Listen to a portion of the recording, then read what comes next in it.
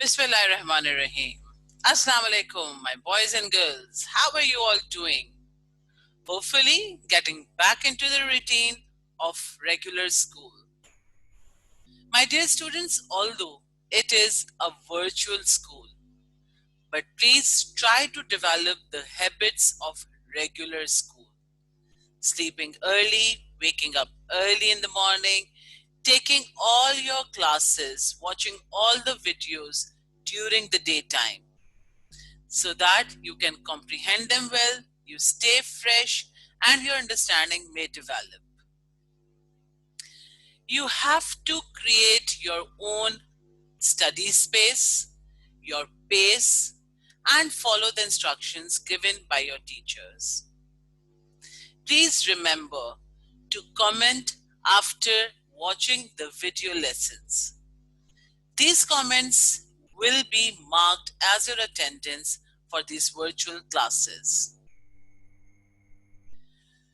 And the attendance for the virtual classes is marks.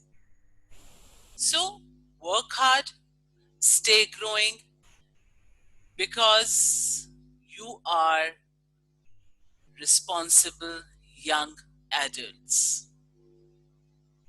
So, my dear champions, somewhere I read it's very important for everyone to progress. People, things which stay at one place become stationary, stagnant, and there's no growth in them. And you people are already showing progress. You are moving on from one step to another. You are climbing the stairs of your success. And the key to the success is not a long jump, but moving on step by step. This ladder can only be climbed if you continue working hard, if you show progression, moving ahead, and then the success will all be yours. So now let's see what is there for us to do today. Moving on. Objective for today's lesson. So children, today we are going to start off with the land of Pakistan. Its introduction. Where is it located? What are the key features which have made Pakistan a very important country of the region?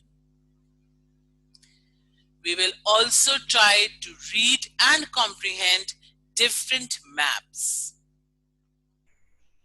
Your grade 9 will cover many maps of your syllabus. Today we'll be doing the map of Pakistan with its provinces and neighboring countries. In the next class, we'll do some other maps. So champions, be ready. A tickler for you all. When you sit to watch the video lesson, please keep a pen, pencil, your book, and a booklet. Keep noting down the pointers. I know it is difficult to follow the video lesson class, but you people are champions. You have learned to grow beyond challenges. You exactly know how to cope up with these. So as the lesson will proceed, please start noting down important pointers so that when you sit again to revise your lesson, you have all the important notes with you. So let's begin with the day today and see what we are doing first. Land of Pakistan, basic information.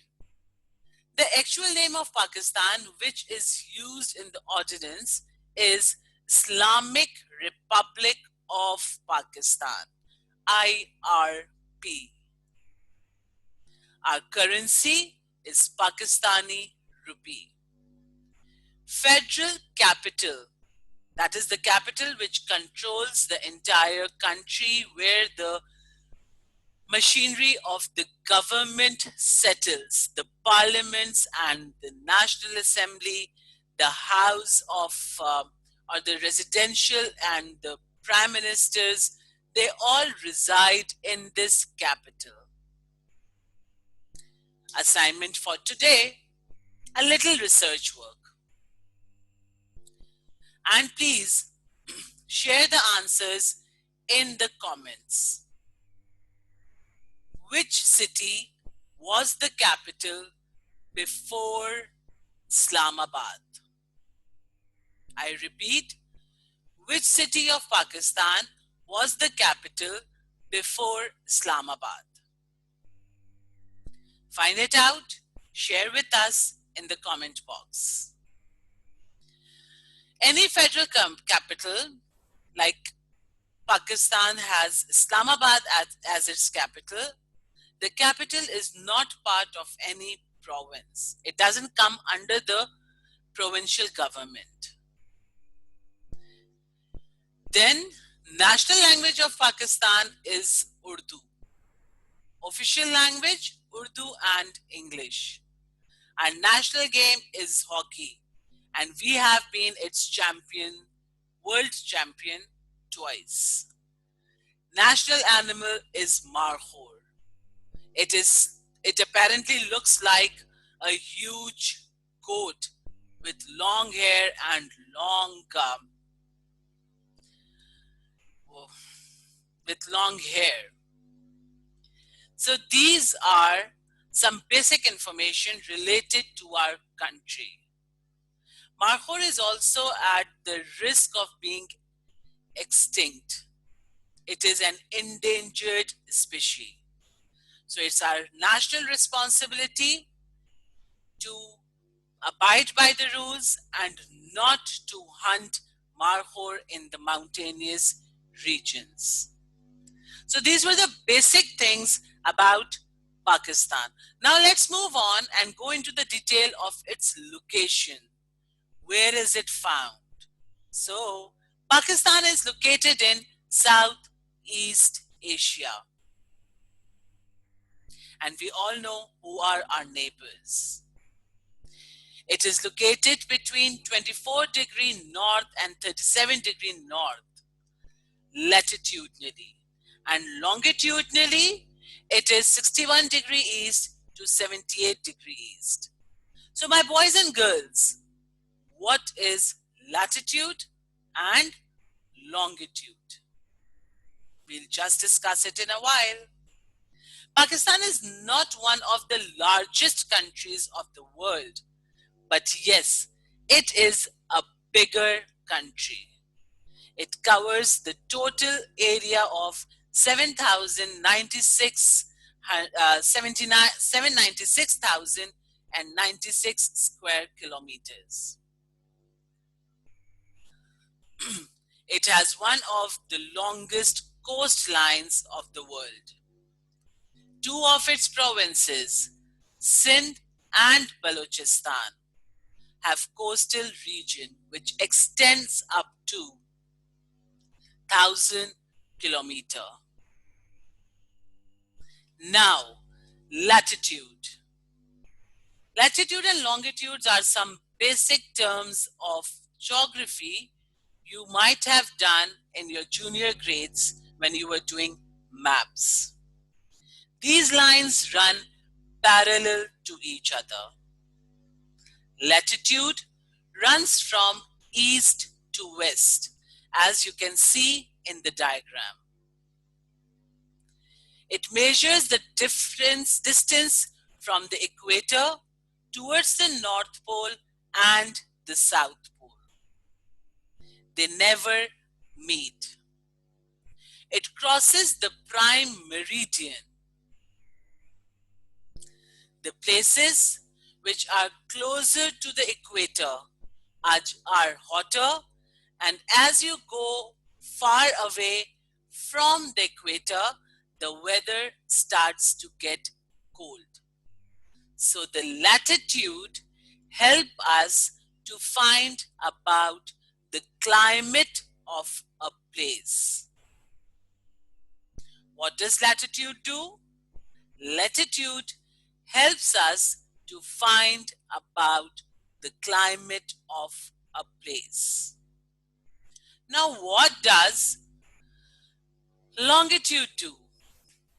Longitudinal lines are known as meridians. They run from north to south. They actually helps us to find about the time and date of a place. Now, both these latitudes and longitudes divide the world into hemispheres, into halves. The latitude divides the earth into northern hemisphere and southern hemisphere. Please follow my cursor, mouse. This area which is above the equator is called northern hemisphere, and the area which is below the equator is called southern hemisphere. So similarly, longitude also divides the earth into two halves lengthwise. This region is called western hemisphere and this region is called eastern hemisphere. So there are four hemispheres. In this way, Pakistan is in the northern and the eastern hemisphere. That is the reason why over here when we talked of location of Pakistan, we said it is located between 24° and 37° north and extended from 61° to 78° east, because Pakistan is located in the northern and eastern hemisphere. I hope this concept is clear till here. If there is any confusion, please feel free to share your query with your teachers in the live classes or in the comment box. Moving on. So this is the location of Pakistan. The numbers which you see over here, they show the latitudinal location, and these numbers show the longitudinal location. So my boys and girls, when you will be doing the maps, you will be learning about them. The key to understand the map is learn different aspects which you see on the map. You need to know the latitudinal and longitudinal position of the country. At the right bottom, you would see a box saying legend. Legend is a key which helps you to read the map. The purple line. Now follow the key which is shown here at the bottom. Purple line is international boundary. This is the boundary which shows the limitations of our country, which separates our country from its neighboring country. All these blue lines on the map, they show the main rivers which are flowing. This yellow box square with a red square in it is the country capital sign, which is Islamabad. The other red circles, they show the important cities of the country, the big cities of the country. And in the south, this blue piece of land shows the water body.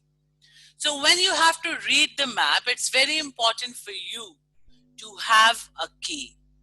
The key will help you to comprehend and understand the map. Pakistan's location in Asia. Now, in front of you is the map of Asia, and Pakistan is located in Southeast Asia. So, this is Pakistan, along with its neighboring countries Iran, Afghanistan, China, and India. Pakistan holds a very important location in the world map. It is important not only for its own benefits, development, but also for its neighboring countries. How? We'll just share it in a while. Importance of its location. Now, Allah Ta'ala has blessed Pakistan with all sorts of resources, favorable conditions. Pakistan is located in the subtropical zone, which makes the climatic conditions favorable due to ample sunlight, rain, and water, suitable temperatures. We are able to grow crops throughout the year. As per the location, Pakistan is close to the oil producing countries Iran, Saudi Arabia, UAE. They are not so very far away from Pakistan. So it's easier for us to import oil from them. Then, in the south of Pakistan is Arabian Sea. Arabian Sea is part of Indian Ocean. So this Arabian Sea helps Pakistan a lot in its development. It has made the transportation easier. Our import and export, trade with all the countries all over the world is facilitated through Arabian Sea.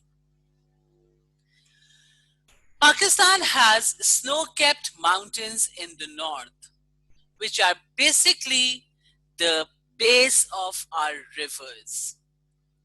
One important river which Pakistan has is River Indus. Jhelum, Satluj, Ravi, and Chenab are its tributaries. So our main river flows down from Himalayas.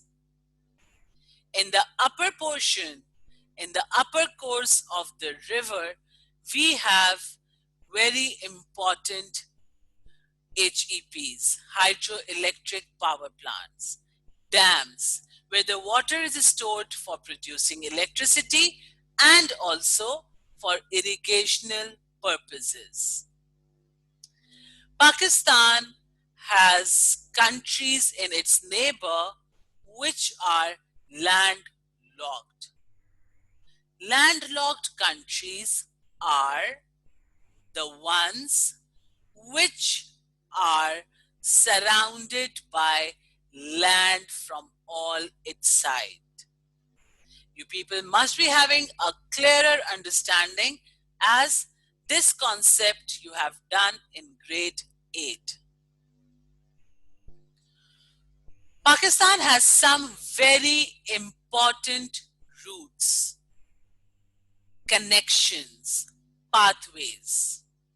One of them is Khyber Pass, which connects Pakistan with Afghanistan.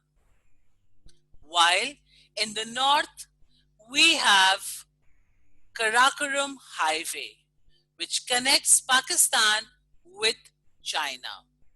And in the recent years, it has been further extended till Gwadar. And it is a complete project which is known as CPEC. CPEC.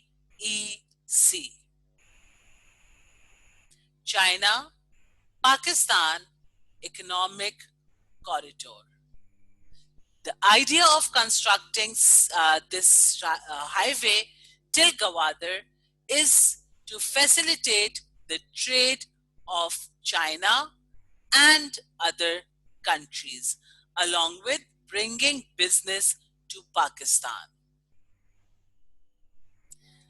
Pakistan's location in South Asia: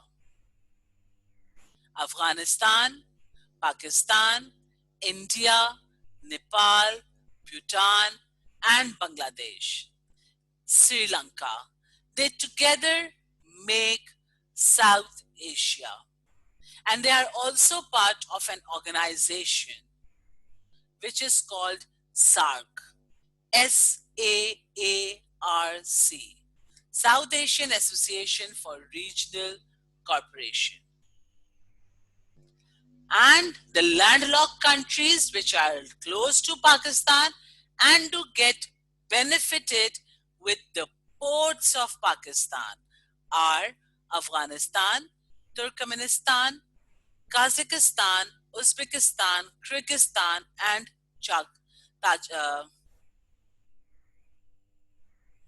Azerbaijan.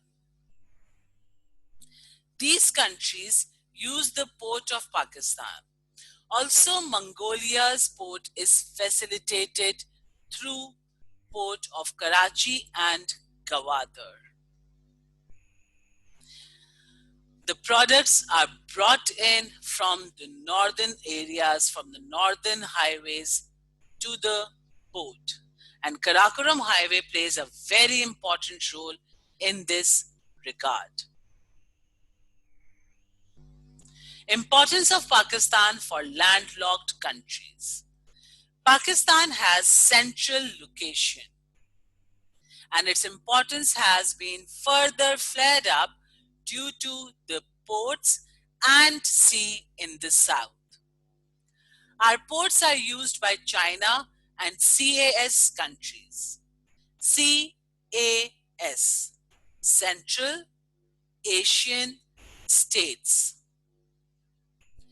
These are the countries which got independent in 1992 when USSR, United States of Soviet Russia, broke up into smaller countries. Many small countries got independent, but were mostly landlocked. With the development later in time, they started using the ports for the port of Pakistan for their trade. There are different projects which help these countries as well as Pakistan. These projects are basically about supplying the goods of these CAS countries. And this will bring enormous economic benefits for Pakistan. The revenues will be collected. It will further create development. CPEC is also developing Pakistan. As discussed earlier, it is a contract between Pakistan and China. China wants to construct our Gwadar port to the best quality. The reason being, this port will also be used by China for its trade with the other countries. Now comes the question, why China is interested in developing our Gwadar port, or what benefits will China get if Pakistan develops this port and help China in trade? Now, the benefits are very simple. Let's go back to some other slide.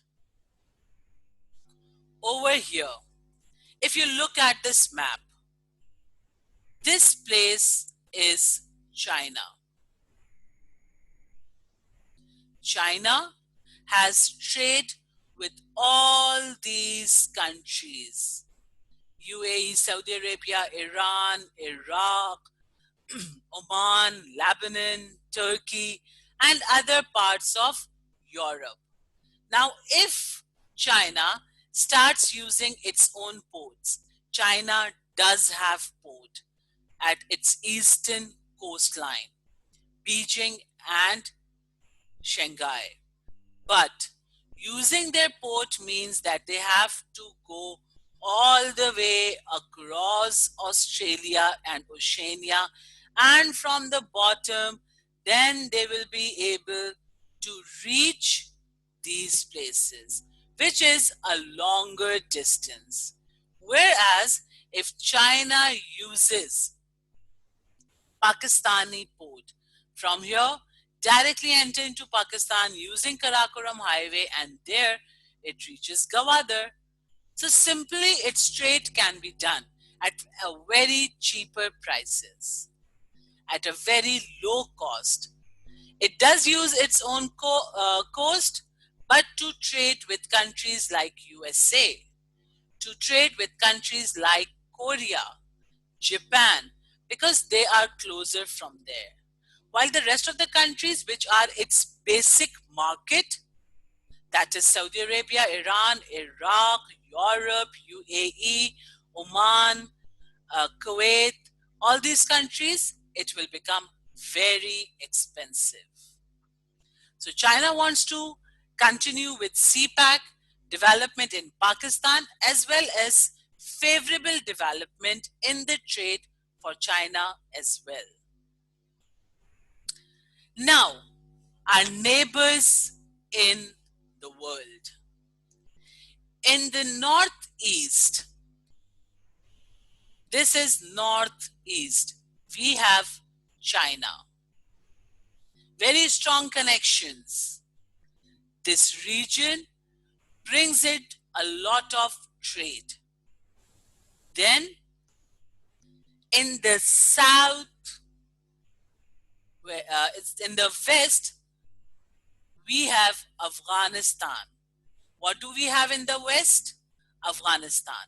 Afghanistan is a country with whom we share the longest border. This border is called Durand Line. 2,252 kilometers long. The Pak-China border is called Sust border, which is only 585 kilometers long. Then in the southwest, we have Iran, Iranian border. From here, we have strong ties and bonds as we are importing gas and oil from Iran. Our eastern side is all connected to India. The border is called Red Cliff Line. There is a passage between Pakistan and India along this border, through which people even travel from or to Pakistan, and that is known as Wagah border. This Wagah border every day has a ceremony of changing the guards, and people from both the countries attend this ceremony and enjoy the patriotism. In the south, we have Arabian Sea. So our three sides are covered with or surrounded with land, while in the south we have sea. And this sea has improved and increased our importance as per the location. Pakistan has 4 provinces and one has been added on 29th August 2009. The one which has been added, given an integrity is Gilgit-Baltistan. This identity has been given to the region in 2009. Before that, we had Punjab, Balochistan, Sindh, and KPK. KPK is Khyber Pakhtunkhwa. What was the old name of KPK? So this is your second assignment. First one was, which city was the capital of Pakistan before Islamabad? Number two, what is the old name of KPK?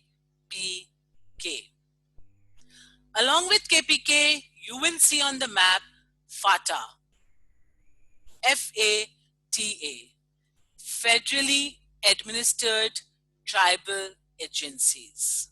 So most of the tribal regions are found here, and one of the most famous is Waziristan. Area-wise, our largest is Balochistan. But if you will look at the population, it has the least population. 347,188 square kilometer long is Balochistan. Punjab is 206,251 kilometers long, with the highest population. Then is Sindh and KPK. Gilgit-Baltistan doesn't have very huge population because it is in the northern mountainous areas. Mountainous areas already have very low population. This is the map of Sindh, whose capital is Karachi. The regional language is Sindhi.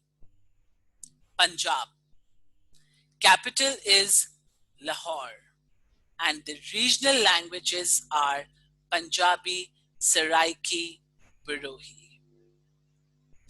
Balochistan, largest capital, area-wise, least populated.